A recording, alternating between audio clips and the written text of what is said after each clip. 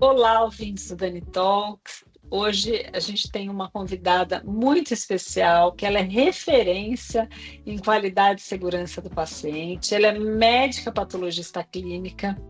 Ela se dedicou os últimos 20 anos à disseminação de uma cultura de qualidade, gestão de riscos e segurança do paciente no setor da saúde. Uma trajetória sólida em empresas como o Grupo Fleury, DASA, DNV, Formato Clínico, Colégio Brasileiro de Radiologia e na Sociedade Brasileira de Patologia Clínica e Medicina Laboratorial. Ela atua como auditora líder e especialista em acreditações, garantindo que serviços de saúde ofereçam excelência e segurança ao paciente. A gente vai explorar aqui nessa conversa com a doutora Cláudia Meira as questões relacionadas à qualidade, a importância de nos prepararmos para a utilização de serviços da saúde, as inovações que têm acontecido nessa área de atendimento ao cliente, coleta, e o papel que a gente tem como paciente no cuidado da nossa saúde. E ela vai nos ensinar como escolher um serviço de saúde de qualidade. Bom, e antes de começar o nosso Dani Talks, eu gostaria de apresentar um pouco mais sobre os nossos apoiadores. A YouCare Brasil é uma agência full service na área de saúde, especializada em gestão, marketing e vendas. Tudo isso e muito mais você encontra na agência número 1 da saúde. Conheça mais através do nosso Instagram, @youcarebrasil, ou pelo site youcare.com.br.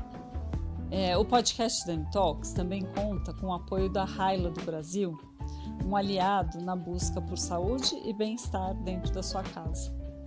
Eu não fico mais sem o meu aspirador Hyla, que traz soluções que fazem muita diferença na minha casa.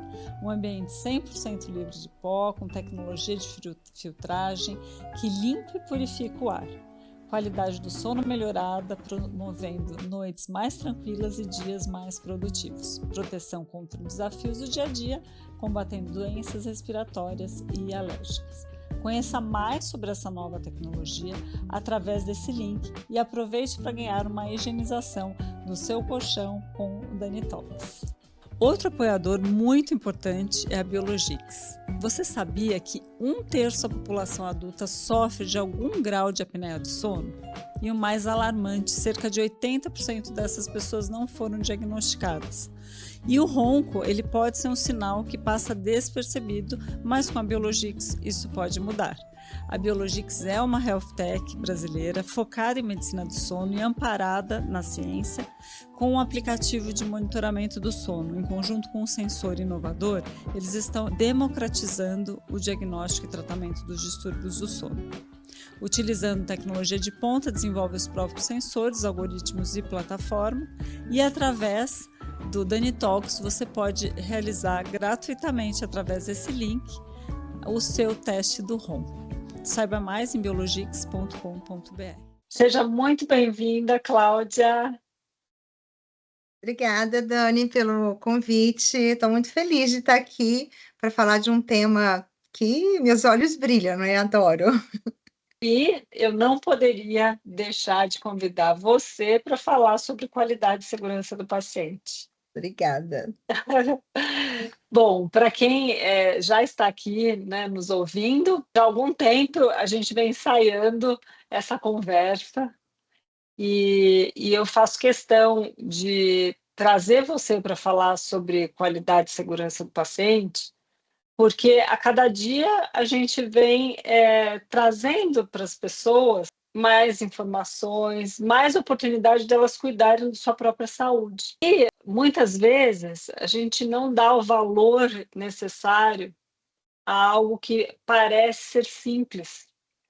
Então, quem está aqui conosco, a gente vai falar sobre como nós, como paciente, a gente pode tornar a utilização do serviço de saúde melhor, de forma mais efetiva, e entender tudo aquilo que também pode, no ambiente de laboratório, de análises clínicas e de imagem, trazer uma mudança de resultado que vai afetar o diagnóstico do médico. E para quem é da área da saúde, a gente vai também explorar o que vem acontecendo de mudança nesse segmento e como as empresas na área da saúde também podem melhorar esse quesito de qualidade e segurança do paciente. Então, para começar, eu gostaria muito que você trouxesse aqui para nós o que exatamente significa um serviço de saúde de qualidade. Olha, essa pergunta é muito interessante, porque assim, eu sempre trouxe nos meus conceitos, né, que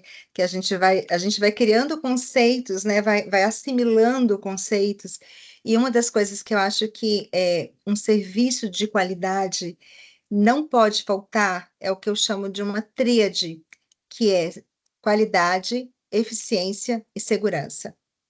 Né? Então, essa tríade, ela não pode faltar de jeito nenhum. O serviço de qualidade é aquele que busca melhorias de processos constantemente, porque a gente precisa aprimorar, as pessoas mudam, às vezes a infraestrutura muda, a gente precisa aprimorar os processos pensando em qualidade, e ao mesmo tempo a gente precisa ser eficiente, não é qualidade a todo preço. Eu preciso ser eficiente, ou seja, otimizar os meus recursos, usar com inteligência os recursos, porque hoje a gente tem dificuldade, sim, de custeamento, né, de todo o serviço de saúde, então precisa ter também eficiência e melhorar os processos com qualidade. A gente faz isso para garantir a segurança do paciente.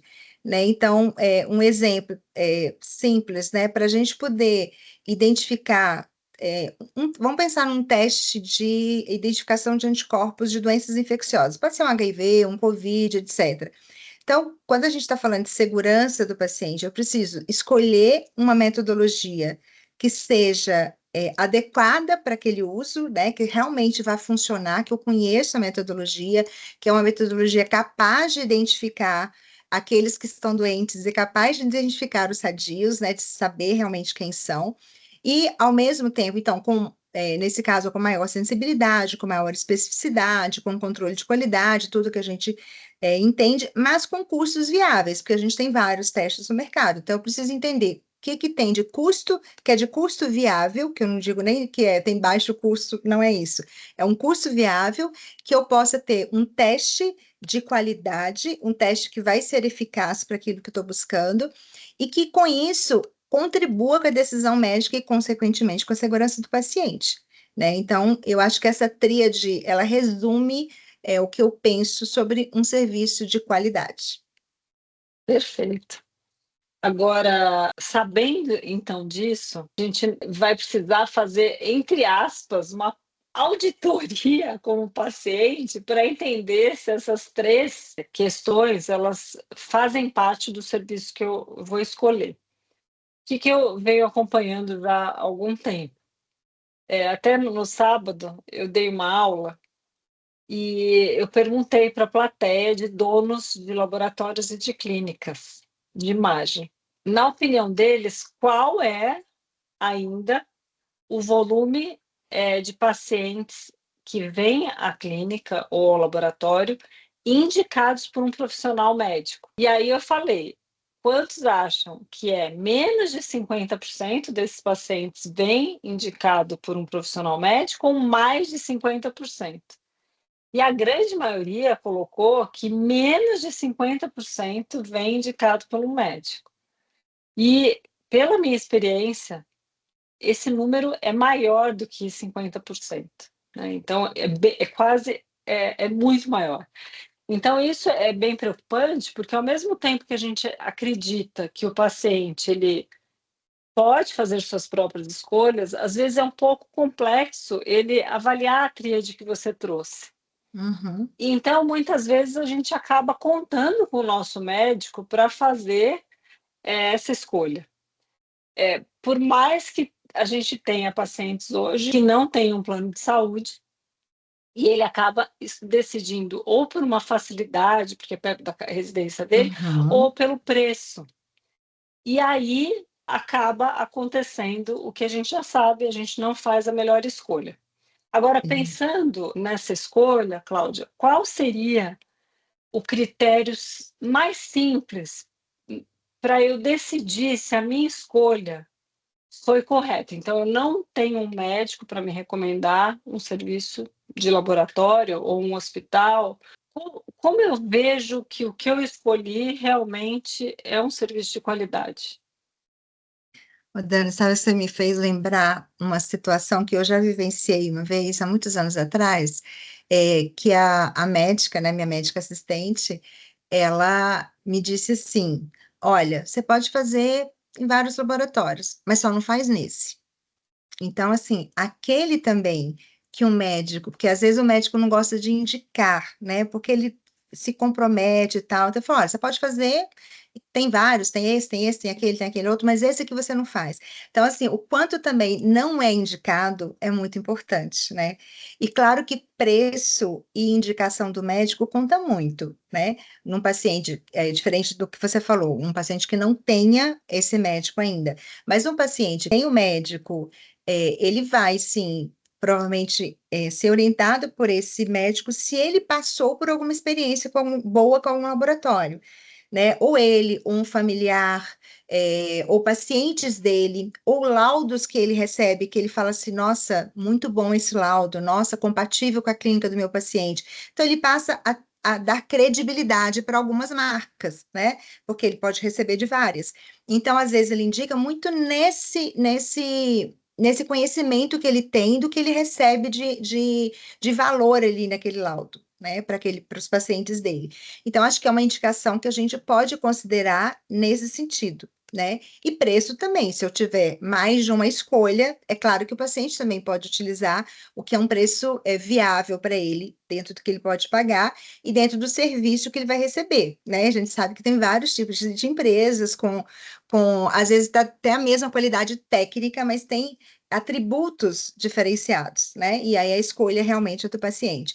Agora, no caso que assim, é a primeira escolha que eu tenho que fazer, né? Ah, eu não sei onde que eu vou fazer o exame.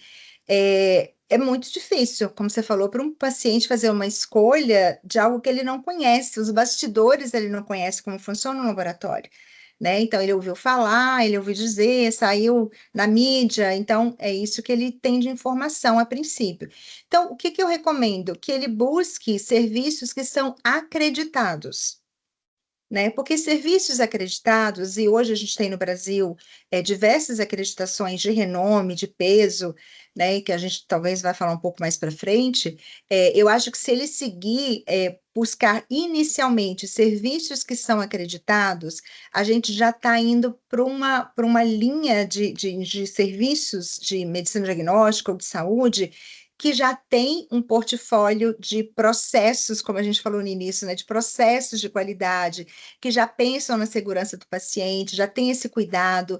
Então, acho que se ele buscar inicialmente esses serviços, e hoje a gente tem disponibilidade, inclusive para quem tem convênio, até se o profissional, aí não falando só de serviço, né, se um determinado profissional ele tem uma residência, se ele tem uma certificação, ou seja, quais são os atributos técnicos que ele tem, que também ele pode buscar, né? Mas falando em serviços seja hospitais, laboratórios, enfim, se ele buscar aqueles acreditados, eu acho que vai ser um bom direcionamento.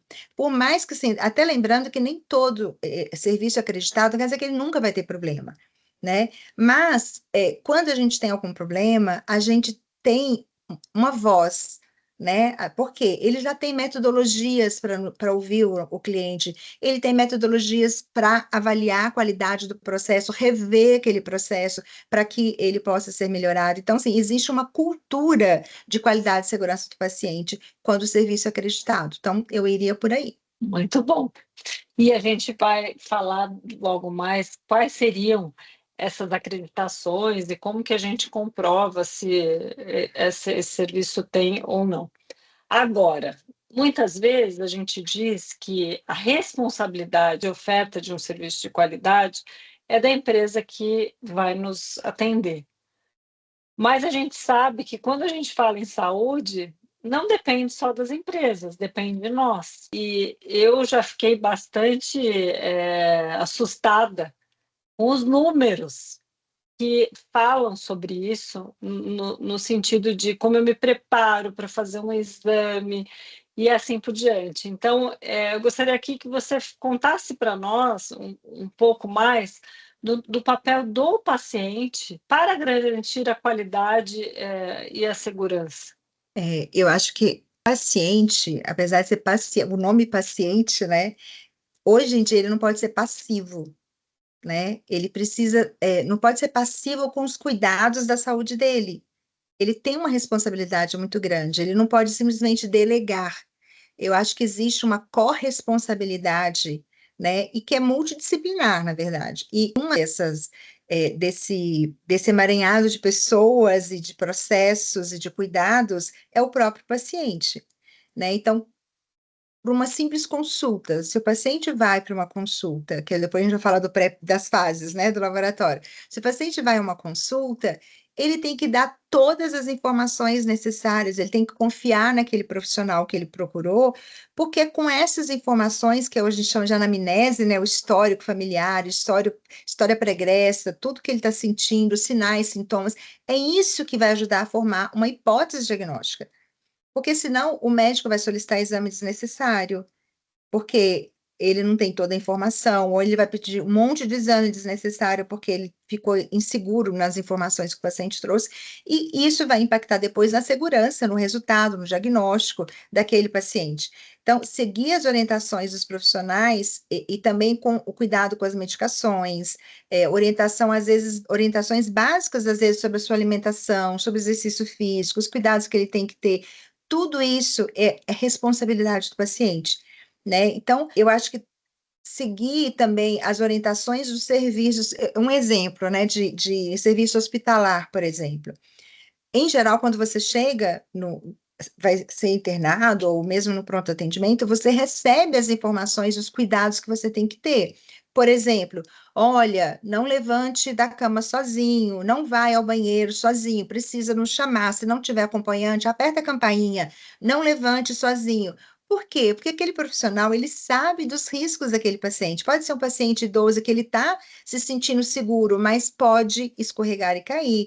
Pode ser um paciente que está sobre alguma medicação, que na hora que ele está deitado, ele está muito bem, ele levanta, ele tem uma hipotensão por ele ter levantado, né? Então, isso acontece e ele acaba caindo, né? E isso pode gerar uma série de complicações. O paciente pode ter uma simples coração, como ele pode ter um traumatismo craniano, como ele pode ter que fazer uma cirurgia para UTI, e tudo se complica com a segurança desse paciente.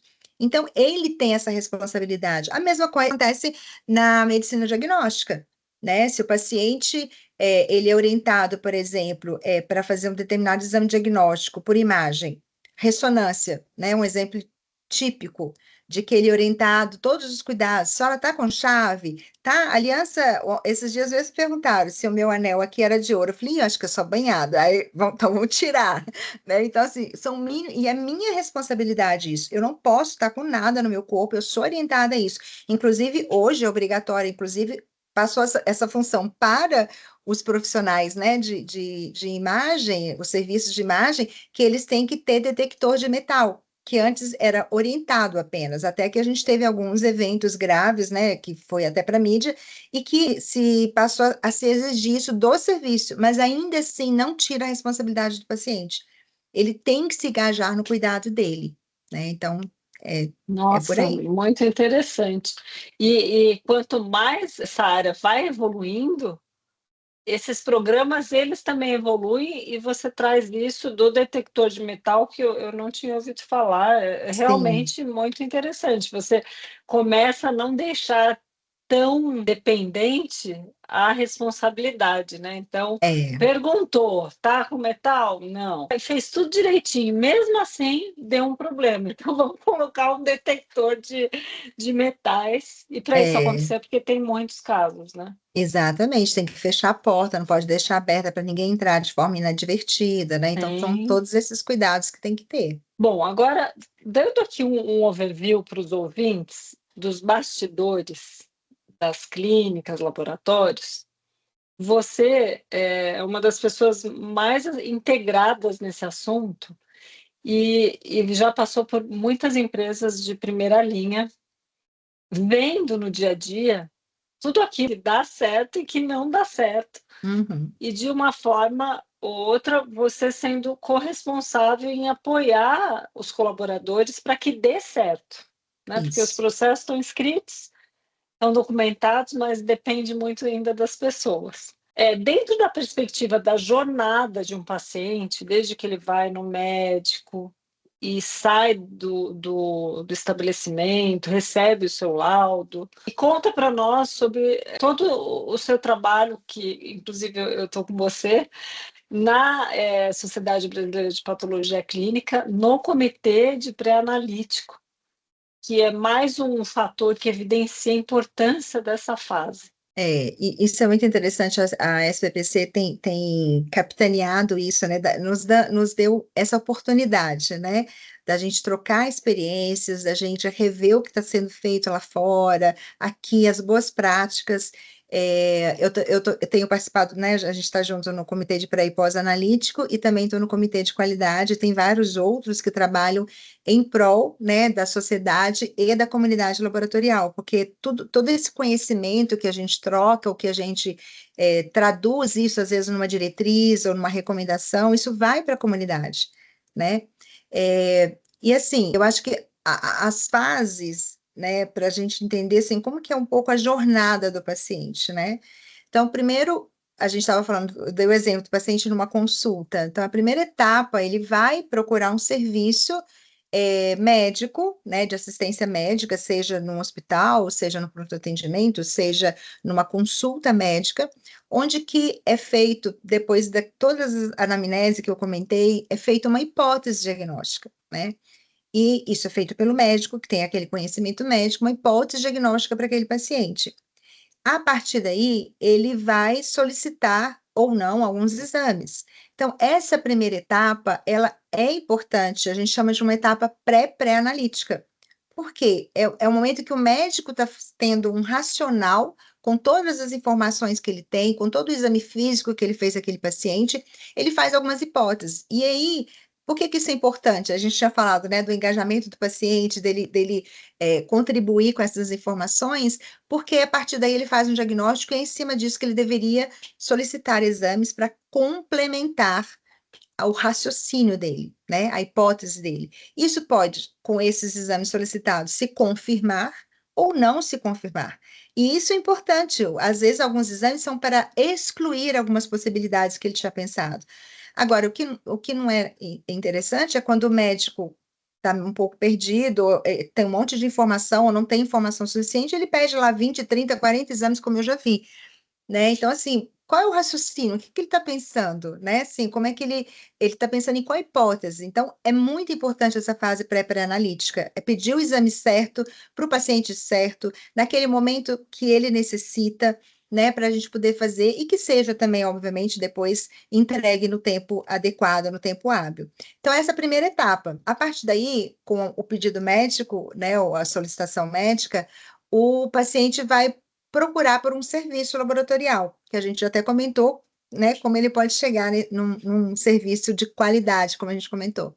E aí ele vai buscar esse serviço, a partir do momento que ele escolhe o serviço, começa a fase pré-analítica, onde que ele vai fazer um agendamento, provavelmente eles vão dar as orientações de preparo para esse paciente, e aí vão agendar esse exame vai ser realizado, seja um exame de laboratório ou de imagem, ou mesmo de anatomopatológico, né, que aí no caso o paciente, geralmente é o médico que coleta, mas ele vai se preparar para esses exames.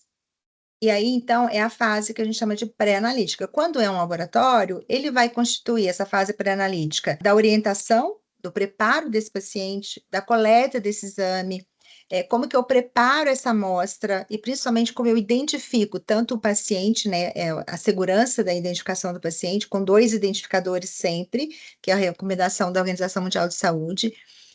Depois eu faço, então, a coleta do paciente correto, e aí eu vou identificar essa amostra corretamente, preparar essa amostra para transporte. Ah, precisa centrifugar? Não precisa? Eu devo centrifugar ou não devo? Eu preciso congelar essa amostra rapidamente ou não preciso? É amostra ambiente ou refrigerado? Então, eu vou preparar, tudo isso faz parte da fase pré-analítica até que chegue na área de produção ou área técnica para poder ser realizado o exame. a partir daí, essa amostra vai ser recebida, ela vai ser conferida, e todos os trâmites de, às vezes, tem algumas características das amostras que talvez não estão adequadas, aí entra o que a gente chama de critério, que a gente vai aceitar ou não aquela amostra para poder, se ela está adequada ou não para a realização. A partir do momento que eu entreguei dentro da área de produção do exame, aí a partir daí a fase analítica. E na fase analítica, além de garantir toda a rastreabilidade e confiabilidade daquela amostra, em algumas situações, Dani, precisa, por qualquer motivo que seja, dependendo do laboratório, de eu fazer uma alíquota daquela amostra. Então, eu tenho uma amostra primária que está identificada e eu preciso fazer outras alíquotas, às vezes, para ir para o outro setor, né? Então, é importante que, neste caso, eu garanta uma conferência, de preferência até uma dupla conferência, se for essa necessidade.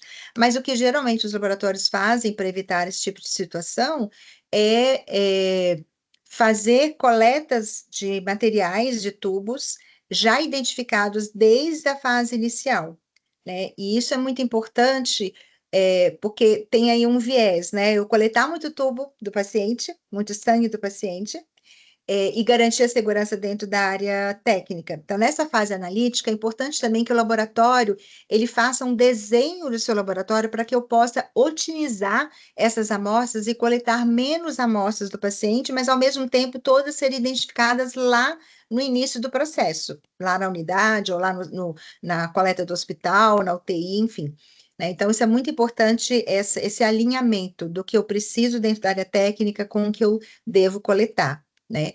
E além disso, que aí eu estou falando da garantia da segurança daquela amostra de identificação, tem toda a parte técnica, que é manutenção daqueles equipamentos, manutenções preventivas, controles de qualidade. Então, tem uma série de coisas que a gente tem que fazer. E aí eu estou falando de qualquer segmento de medicina diagnóstica. Precisa ter controle de qualidade, precisa ter manutenção preventiva de todos eles, né? E depois que a gente realizou e já tem o resultado do exame, eu vou disponibilizar esse resultado no sistema, a partir daí a gente chama de fase pós-analítica, né? Então, já foi feito com todos os controles, foi liberado adequadamente, e ele passa por algumas regras, a grande maioria dos laboratórios utiliza algumas regras para ele liberar aqueles resultados, e alguns resultados passam por uma liberação técnica, passa por um profissional técnico, geralmente de nível superior, que pode liberar, e alguns passam por uma liberação técnica e ou médica, né? Então, às vezes, alguns vão direto para médico. Então, por exemplo, mielograma, né? O mielograma pode ser lido por alguns profissionais técnicos muito experientes, mas a maioria são médicos. Então, alguns já vão direto, outros vão passar por uma avaliação técnica e, às vezes, ele precisa passar por uma avaliação médica. Então, depende muito do tipo do exame. Então, isso é o que a gente considera a fase pós-analítica. E aí, lembrando que na fase pós-analítica tem um ponto muito importante de segurança do paciente, que são os resultados críticos, né? Então, os resultados críticos são aqueles resultados que colocam o paciente em risco, né? Em risco com a vida dele. Então, um paciente com NR muito alongado, que é uma dosagem que a gente faz para pacientes que estão tomando anticoagulante, que podem sangrar a qualquer momento, dependendo do quanto ele está anticoagulado, né? Então, é um parâmetro para a gente poder ligar para o médico, ou avisar para o paciente, para ele buscar o médico urgentemente. Então, isso também faz parte da fase pós-analítica e é extremamente importante para a segurança do paciente. Nossa, e é interessante que você fala de uma maneira que é muito simples a gente enxergar uma jornada desse jeito, porque a gente não está no dia a dia vendo o processamento dos exames. E eu costumo, uma vez por ano, fazer meu check-up, e eu já me deparei em um laboratório que eu frequentava, que na hora que a pessoa ia fazer as coletas, ela coletava muitos tubos. E depois, por algum motivo, acho que o médico recomendou que eu fizesse algum outro exame em outro laboratório, a mesma quantidade de exames, muito menos tubos. Chamou muita atenção. Então, talvez tenha toda essa questão, talvez não, né? Com certeza, Tem, desse ajuste interno, é. porque às vezes o tubo entra no equipamento, no mesmo ele vai andando, né, Cláudia? Ou É às vezes muito passa até por lindo. vários equipamentos, né? Então, por exemplo, Uhum. eu tive a oportunidade de apoiar, não fui eu que reestruturei o laboratório, mas uma área que foi reestruturada para um tubo de EDTA passar em todos os equipamentos, Uau! né? Porque assim, entra numa área de hematologia, então vai fazer só hemograma? Por que não fazer tudo que tem EDTA, né? Então você faz o hemograma, você faz a hemoglobina glicada, você faz a eletroforese de hemoglobina, então você pode fazer tudo ali num único local. Então, você pega um tubo, e esse tubo, que tem, se tiver um volume suficiente, é claro que depende do volume do tubo, ele pode passar em vários equipamentos, né? Mas tem algumas estruturas ou alguns tipos de grupos de exames que realmente é importante você separar, principalmente quando é um grande laboratório, né? Porque o risco de ter algum desvio daquele tubo, porque é o mesmo tipo de material, pensar num soro, por exemplo. Então, você tem uma grande quantidade de equipamentos de bioquímica, uma grande quantidade de equipamentos de imunologia, por exemplo, de infecciosas, que pode ser utilizado no mesmo tubo, né, de soro. Então, se você coloca tudo ali, depois que você fizer todos os exames, aí que você vai fazer no outro, isso também demora muito, que é o TAT, né? O tempo de atendimento nosso total, que impacta na entrega daquele resultado para o paciente. Então, assim, são muitas variáveis que você tem que pensar para você conseguir melhorar esse processo, mas é possível. Mas não é Uhum. para tudo, mas é possível sim, melhorar bastante e minimizar o número de tubos a serem coletados. Muito Além dos tubos interessante. pediátricos também, que a gente sabe que tem hoje, né? Para você minimizar o impacto do volume que é tirado do paciente. Bom, agora falando um pouco sobre inovação e tendências nessa área. Na sua opinião, o que que você tem visto relacionado a isso e como você acredita que a inteligência artificial, a automação, ela vai, apoiar oferecer resultados mais seguros? Olha, tem em imagem, é muito interessante, porque inicialmente, quando começou a surgir essas possibilidades, né, eu lembro que ficava aquela história assim, vamos substituir os médicos, né, não vai ter mais trabalho para os médicos, para os radiologistas, e não é verdade, né, é porque o volume é muito grande, e muitas vezes, dependendo do tipo de, vou chamar aqui de lesão, né, não sei como eles chamam, é, às vezes não é tão fácil ver a olho nu, mesmo com todos os aparatos e equipamentos que a gente tem hoje, né? E eu lembro de um serviço que colocou, fez um estudo muito grande com mais de 800 mamografias, e que na verdade, quando você está falando, desse tipo de inteligência, você tem que ensinar a máquina a fazer a leitura, né? Não é você postar, vou pôr aqui, o algoritmo vai resolver. Não, não é assim. Você tem que ensinar para a máquina o que que é um nódulo, o que que não é um nódulo, o que que é um artefato, né? E foi observado que muitas vezes, depois, quando eles olharam, que muitas vezes a máquina identificava alguma coisa, e quando você voltava lá, o médico voltava para olhar, com bastante precisão, ele conseguia identificar, né? Então, situações até que o próprio algoritmo conseguia identificar melhor até do que o olho nu, né? Vamos dizer assim, do profissional. Mas isso não é para tudo. Agora, o que acontece também é que nesse medo que as pessoas tinham, né? Que acho que já passou, eu acho, é, é que as pessoas conseguem se dedicar por mais tempo naquilo que realmente precisa dele ali, né? Ou às vezes o próprio algoritmo não conseguiu resolver, então o médico precisa ir lá, precisa ver o ultrassom de mama junto, precisa ver o paciente, né? Então, isso também dá essa oportunidade, né? Em coleta, eu tive a oportunidade de ver um equipamento, acho que você deve ter visto também, no ADLM do ano passado, né? De 2024, um equipamento que não foi o primeiro, tá? Existem outros que foram tentativas de. Este é um equipamento bem robusto, eu vi outros menores, de que eles fazem a coleta guiada por ultrassom. Basicamente é um ultrassom, no final das contas, do que tem ali, né? Então, assim, é uma coisa que está vindo. Eu acho que no Brasil talvez ainda não venha, porque a gente tem mão de obra especializada. E esse mesmo serviço, eles já estão expandindo bastante lá na Europa, porque lá eles têm uma dificuldade muito grande de pessoas especializadas. E não é que, mas como assim, né, na Europa? Não, é quantidade de pessoas. Não tem pessoas suficientes, né? E ainda mais pessoas especializadas. Então, eles têm realmente se dedicado muito à robotização. né? Muito, muito, muito. E Pocket também, né? Os Point of Care Testing, que estão cada vez mais sendo muito bem desenvolvidos, estão mais robustos, mas menores, no entanto, com uma robustez de inteligência ali, não sei como que eu posso dizer isso, mas que está realmente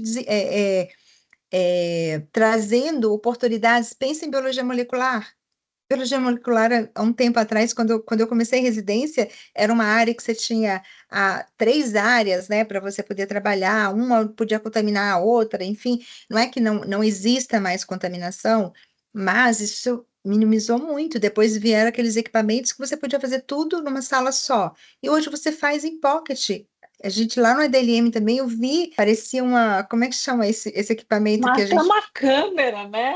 Muito super pequeno. poucos. Eu vi um que era no celular. Você faz um teste rápido, aquele teste com dispositivo, não era equipamento, mas pelo celular ele posicionava. Eu pedi a metodologia para ele, assim, não é metodologia, claro, mas assim, como que eles validaram aquilo, não conseguia a informação.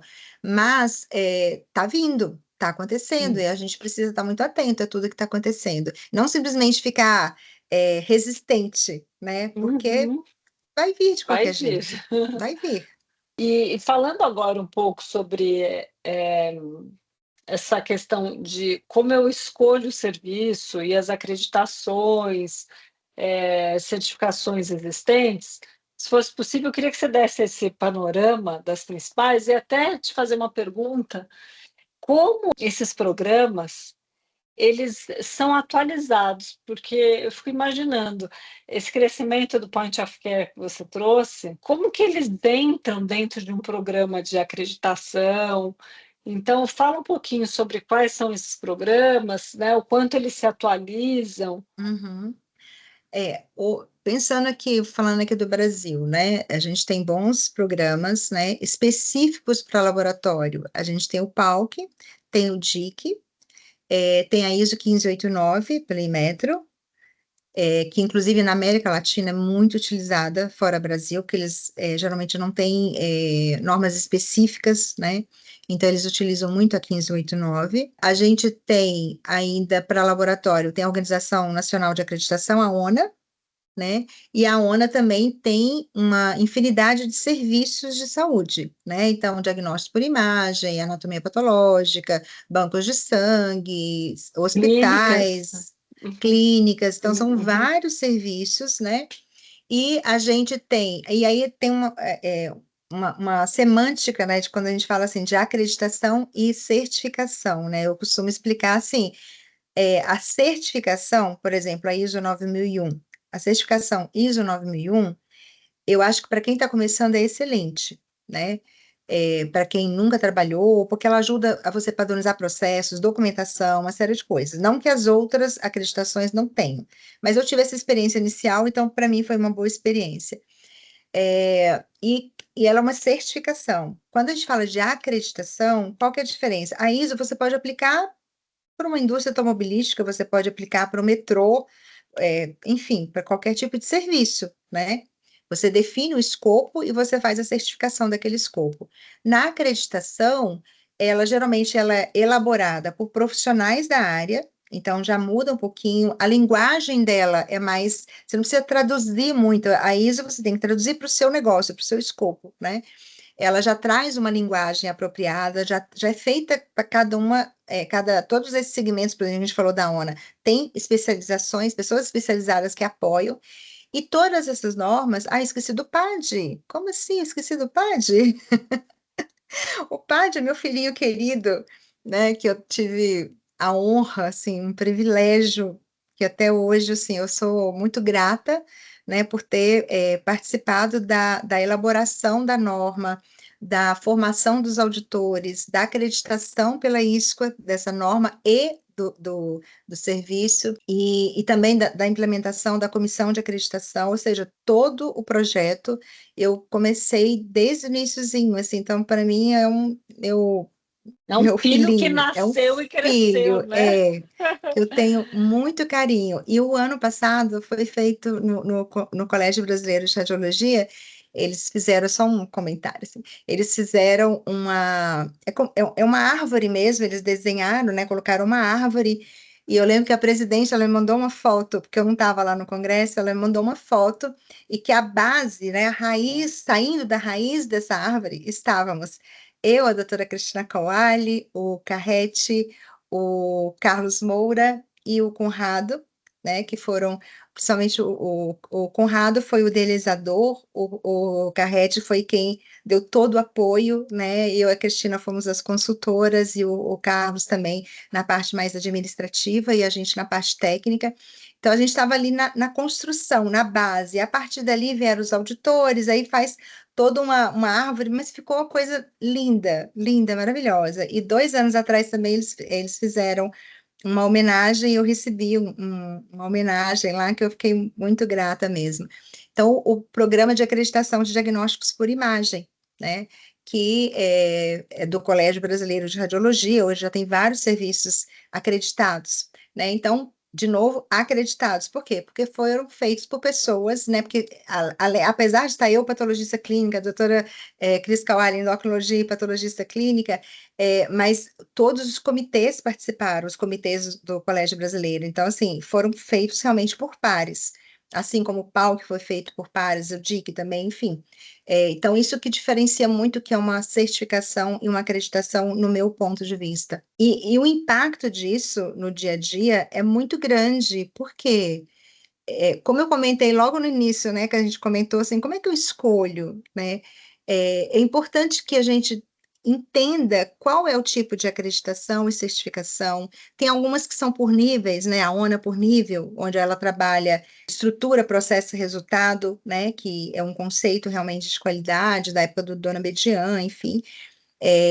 Isso eles trazem isso muito, muito bem, né? Então, assim, a gente sabe que aqueles que são acreditados nível 1, eles têm, com certeza, já estão atendendo os requisitos mínimos de segurança e também atendendo aos critérios regulatórios, né? Da vigilância, da Anvisa e todos eles, porque isso é o mínimo que tem que ter. Né? Depois você começa a fazer a auditoria dos processos, aí ele precisa trabalhar muito processos, interação entre áreas, comunicação, tem uma série de coisas, indicadores, né?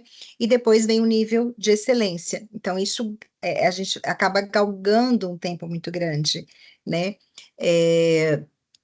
E você perguntou também como que isso é atualizado, né? Em geral, essas normas, elas são da ISO, eu não sei exatamente dizer o período, mas as outras, na grande maioria, são a cada 3 anos. A gente teve em 2025, teve o lançamento da norma 2025 do PALC, né? Então, ela vem se renovando desde 1999, quando ela foi criada. Ela também foi criada com níveis, né? E depois acabou modificando, ficando uma norma única. Então, assim, todas elas são revisadas periodicamente. Eu acho que isso é super importante, porque aí sim é a oportunidade de colocar os cuidados, né? Como garantir a segurança, porque, como a gente falou, virá, a inovação virá. Agora, como que a gente vai garantir a segurança dessas inovações, né? Então, aí vem profissionais com as suas expertises, contribuem, todas elas passam também por consulta pública, para que todos os serviços acreditados ou não possam também opinar e questionar e sugerir, né? Então, é um processo muito, muito interessante e muito sério. E, coincidentemente, a Cibele, que foi a presidente, né, do CBR, ela gravou conosco o Dani É, Talks, no 59. Então, até eu recomendo aqui aos ouvintes, e foi muito interessante. Ela explora muito bem, né, esse desenvolvimento das clínicas.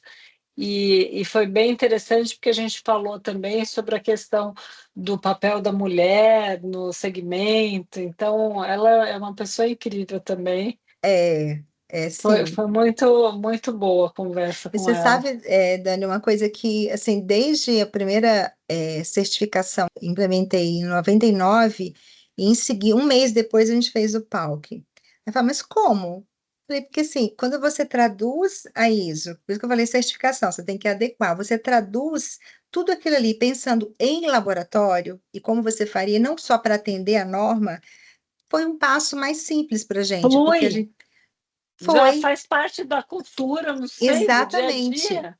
Exatamente. E o que eu queria comentar sobre isso é que, assim, depois que você implementa, é muito interessante.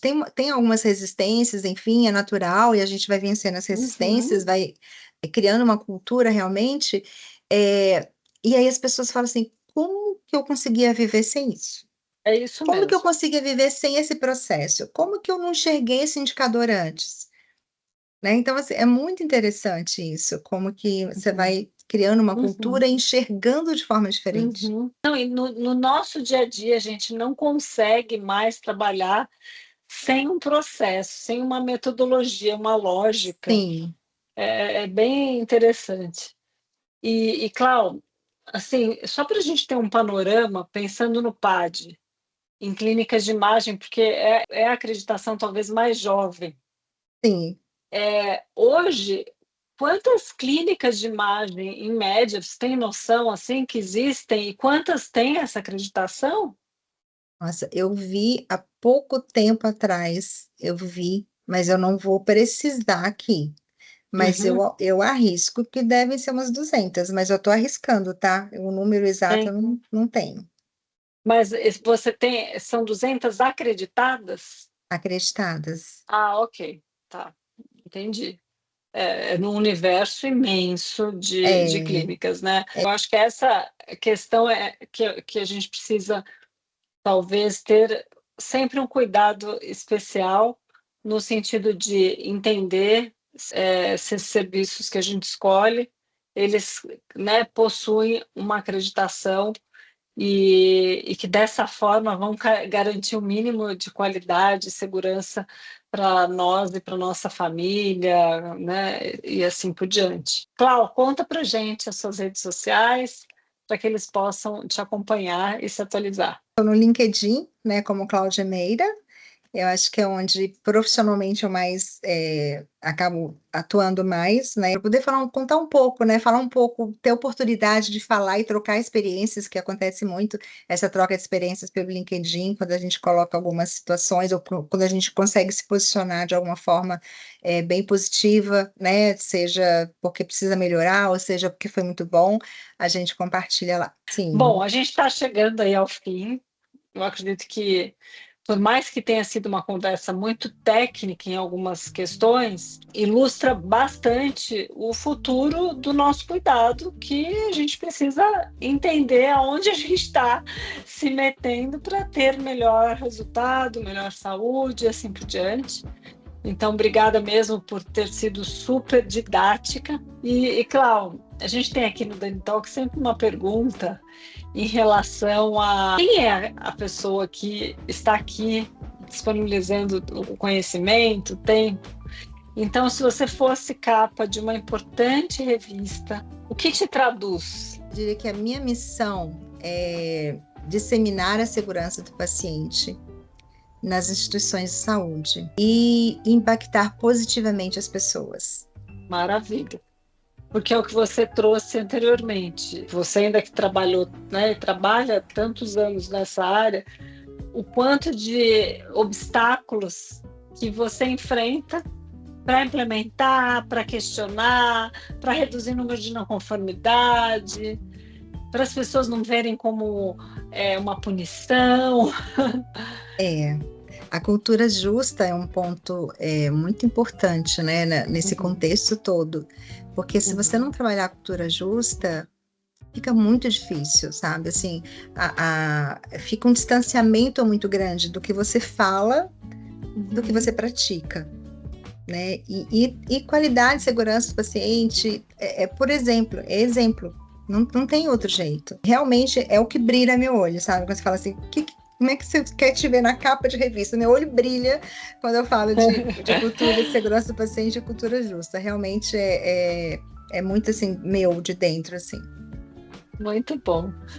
Bom, muito obrigada mais uma vez. Eu que E agradeço, um bate-papo super gostoso. que delícia. Bom, ouvintes, se vocês ouviram até aqui, Muito obrigada também para vocês. Se gostaram, compartilhem.